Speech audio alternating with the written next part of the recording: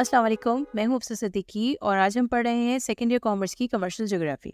Commercial geography का हम chapter number 2 पढ़ रहे हैं और आज के लेक्चर में हम पढ़ेंगे कि किस तरह इकोनॉमिक एक्टिविटीज़ के अंदर चेंजेस आए और इकोनॉमिक एक्टिविटीज़ को किस तरह क्लासिफाई किया जा सकता है। बेसिकली यहाँ पे हम पढ़ेंगे कि किस तरह से इकोनॉमिक ज्योग्राफी या इकोनॉमिक ज्योग्राफी की एक्टिविटीज़ के अंदर किस तरह की एवोल्यूशन आई, क्या क्या चेंजेस इंसान जो है अपनी ज़िंदगियों में अपनी एक्टिविटीज़ के ज़रिए लेके आता रहा। अगर आप हिस्ट्री पढ़ें तो वहाँ हमें ज्योग्राफिकल एक्सपर्ट्स या हिस्टोरियंस के कोई ख़ास रिकॉर्ड्स नहीं मिलते कि स्पेसिफिकली कोई ख़ास इकोनॉमिक एक्टिविटी किस तरह चेंज हुई है over a period of time. हाँ, लेकिन एक एस्टिमेशन यानी अंदाज़ा लगाया जा सकता है कि इंसान की इकोनॉमिक एक्टिविटीज़ किन किन स्टेजेस से गुजरी होंगी। तो चलिए इसको हम समझते हैं कि किस तरह से इवॉल्व हुई इकोनॉमिक एक्टिविटीज़। इससे पहले कि हम इकोनॉमिक एक्टिविटीज़ की एवोल्यूशन को समझें, मैं यहाँ आपको इकोनॉमिक एक्टिविटीज़ की डेफिनेशन को एक बार फिर एक्सप्लेन करना चाहूँगी।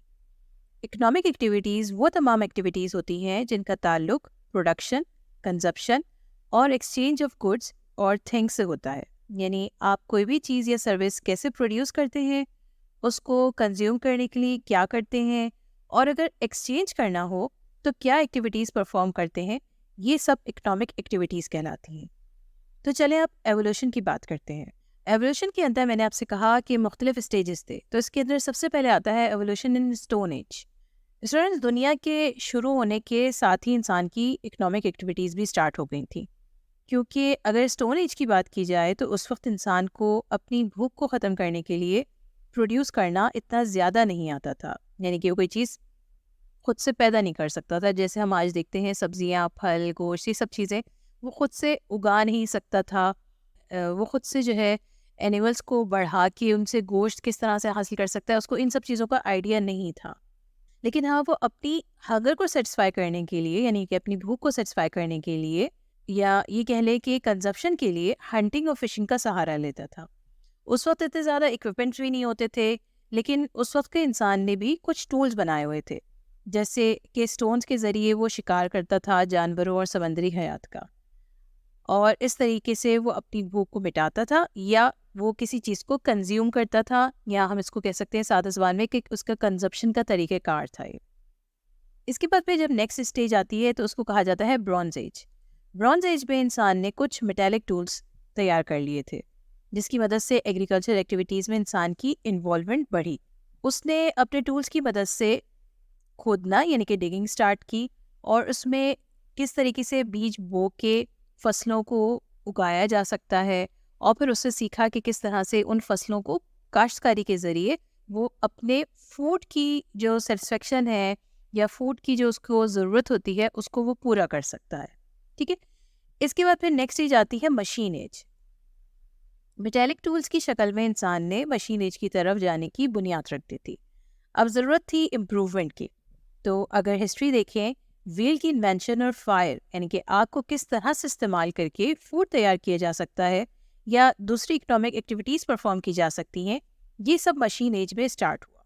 यानी कि इससे पहले तक हम ये देख सकते हैं कि जो स्टोन एज थी उसके अंदर इंसान को ये भी नहीं पता था कि वो जो हंटिंग कर रहा है, शिकार कर रहा है, जो वो गोश्त हासिल कर रहा है, उसको वो पका के भी खा सकता है। वो ऐसे ही उसको कच्चा खा लिया करता था। ठीक है। तो उसको ये आइडिया ही नहीं था, तो उसको सिर्फ अपनी भूख को सेटिस्फाई करना था। तो उसको जो चीज़ मिली उसने वो चीज़ फ़ौरन से पहले जो है उसको कंज्यूम कर लिया। ठीक है। तो जैसे जैसे एजेस के अंदर, नई एज के अंदर दाखिल होते रहे, तो हर एज के अंदर एक नई डेवलपमेंट वो अपनी ज़िंदगी में लेके आया। ठीक है। जिससे वो मज़ीद बेहतरी की तरफ गया। मज़ीद इसके अंदर कहा गया है कि उसके जो मशीन एज थी उसके अंदर उसने व्हील को इन्वेंट किया। ठीक है। एक बहुत बड़ी डेवलपमेंट थी उसकी ज़िंदगी की। उसने फायर को जो है उससे उसने सीखा कि इस आग के ज़रिए किस तरीके से वो उसको अपनी ज़िंदगी में अप्लाई कर सकता है। सबसे पहली चीज़ जो उसको खाना, ठीक है, खाने में कुछ ना कुछ तो मुश्किल होती होगी ना, तो उससे उस आग को इस्तेमाल करते हुए अपनी ज़िंदगी को मज़ीद थोड़ा सा आसान किया। फिर इसके साथ साथ वो फूड को तैयार करता था फायर के ज़रिए, या अपनी दूसरी जो इकोनॉमिक एक्टिविटीज़ थी उनको परफॉर्म करता था। ये सब मशीन एज में स्टार्ट हो गया था। इस दौर में इंसान ने एक के बाद एक मैकेनिकल मशीन इन्वेंट की और आहिस्ता आहिस्ता इंसान एडवांस मशीन्स की तरफ बढ़ा, जिसके अंदर उसने इंजन्स तैयार किए। ठीक है, मैकेनिकल मशीन्स का आप लोग अच्छी तरीके से पढ़ चुके हैं अपनी क्लास 9th और 10th के अंदर कि मैकेनिकल मशीन्स क्या होती हैं। ये सादा सी सब मशीनें होती हैं जिसके अंदर हम स्क्रू ड्राइवर ले लेते हैं, लीवर है, ठीक है, ये सब चीज़ें जो है हमारी मैकेनिकल मशीन्स कहलाती हैं। लेकिन ये इनको हम इतना ज़्यादा सादा समझेंगे नहीं, क्योंकि ये समझें एक बुनियाद पड़ी इंसान की ज़िंदगी की कि किस तरह से वो अपनी ज़िंदगी को मज़ीद इम्प्रूव कर सकता है। क्योंकि हम अगर एबेकस के दौर में आज भी बैठे रहते तो कैलकुलेशन इतनी फास्ट हम नहीं कर पाते। ठीक है, तो एबेकस जो है वो एक समझे एक शुरुआत थी कैलकुलेशन की, और एक छोटा सा कंप्यूटर था, और उसी की मदद से, उसी को लेते हुए नए नए आइडियाज़ आए, जिसकी मदद से आज हम देख सकते हैं कि टेक्नोलॉजी के अंदर कितनी ज़्यादा तरक्की हो चुकी है। सब चीज़ों को ऑर्गेनाइज करना, चीज़ों को कैलकुलेट करना, हमारे रोज़मर्रा के कामों में सब जगह जो है ये कंप्यूटर जो है वो इस्तेमाल हो रहा है। ठीक है, तो इसी तरीके से इस मशीन एज के ज़रिए जो है एक एडवांस मशीन्स की तरफ जो है इंसान बढ़ा, और उसने फिर इंजन्स जो है वो बनाने की एक पेशरफ्त की। तो नेक्स्ट फिर एज आती है स्पेस एज। आज इंसान ज़िंदगी के बहुत से शोबों में बहुत सी चेंजेस ले आया है, यानी कि इम्प्रूवमेंट ले आया है। यहाँ तक कि मॉडर्न वर्ल्ड में इंसान ने एटॉमिक एनर्जी और इलेक्ट्रॉनिक टेक्नोलॉजी में भी बहुत तरक्की कर ली है। यही नहीं, बल्कि वो इंसान जो स्टोन एज में आग जलाने से भी वाकिफ नहीं था, आज स्पेस के बारे में भी बहुत सी नॉलेज रखता है। चांद पर पहुंच चुका है, मार्स और दूसरे सैयारों पर भी रिसर्च चल रही है, और स्पेसशिप के जरिए इंसान ने अपनी इकोनॉमिक एक्टिविटीज़ को ना सिर्फ दुनिया बल्कि इससे भी आगे तक पहुंचा दिया है।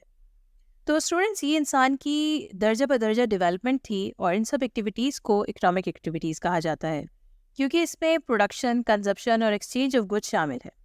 ये तमाम एक्टिविटीज़ इकोनॉमिक ज्योग्राफी के साथ डील करती हैं।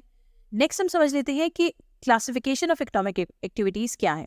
जैसे कि हम पढ़ चुके हैं कि इकोनॉमिक एक्टिविटीज़ में 3 चीज़ें इन्वॉल्व होती हैं: प्रोडक्शन, एक्सचेंज, कंजप्शन। इनको हम थोड़ा डिटेल में समझ लेते हैं। सबसे पहले बात कर लेते हैं प्रोडक्शन की।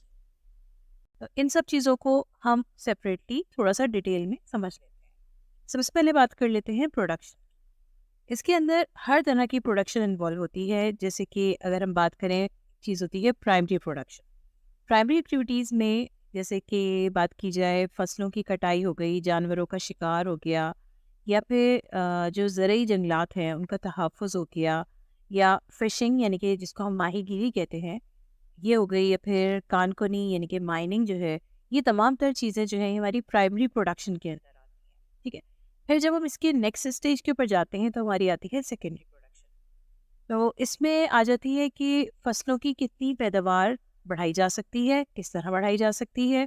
फिर मवेशियों की अफजाइश, यानी कि जो हमने जो बकरे हो गए, गाय हो गई, ये सारी चीज़ें जो हैं, जो मवेशी हम जिसको कैटेगराइज करते हैं, उन सबको किस तरह से मज़ीद उनको बेहतर किया जा सकता है, उनकी सेहतों को बेहतर किया जा सकता है, उनकी तादाद को बेहतर बढ़ाया जा सकता है। ठीक है, तो उनकी अफजाइश के ऊपर जब बात की जाती है तो हमारी सेकेंडरी प्रोडक्शन के अंदर आ जाता है।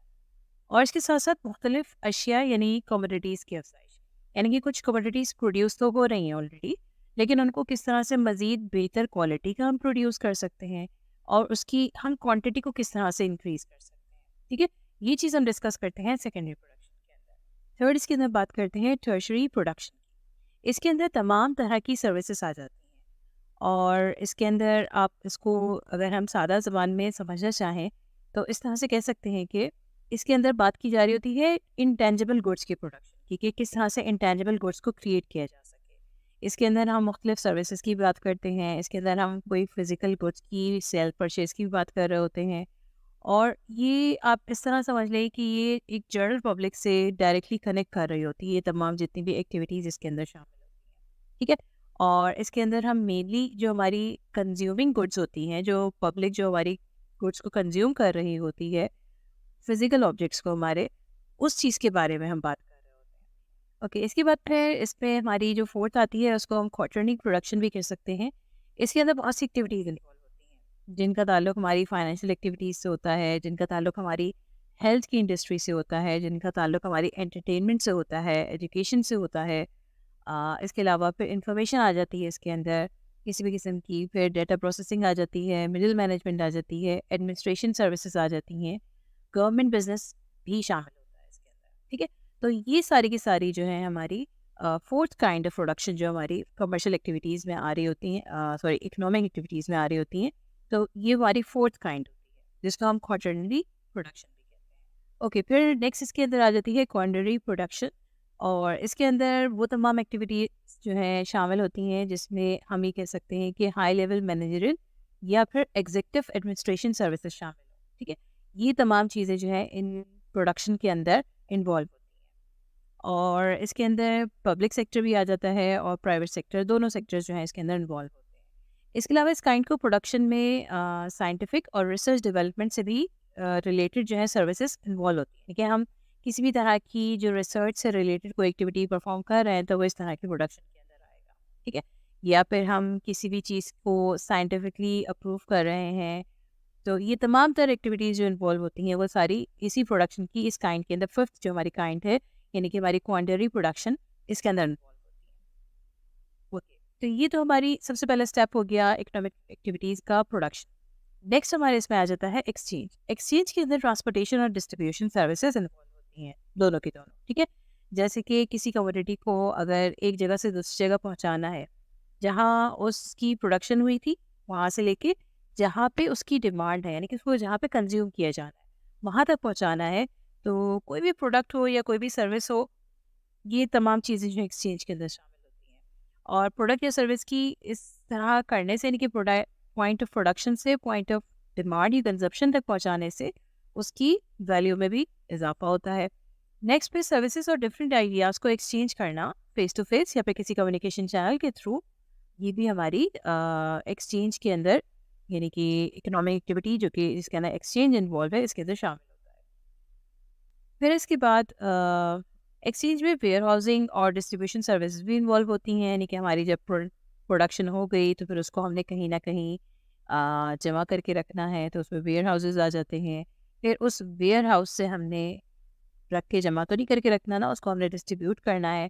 तो जो डिस्ट्रीब्यूटिंग सर्विसेज होती हैं वो भी एक्सचेंज के अंदर ही शामिल होती हैं। ठीक है, इसके बाद प्रोडक्शन के बाद प्रोडक्ट को बल्क क्वांटिटी में सेल करने का काम भी एक्सचेंज में आता है। जैसे कि हम होल सेलर्स को देखते हैं कि वो बल्क क्वांटिटीज़ में किसी भी प्रोडक्शन यानी किसी भी फैक्ट्री से किसी इंडस्ट्री से वो बल्क क्वांटिटी में उठा लेते हैं और फिर उसको वो रिटेलर्स को बेचते हैं।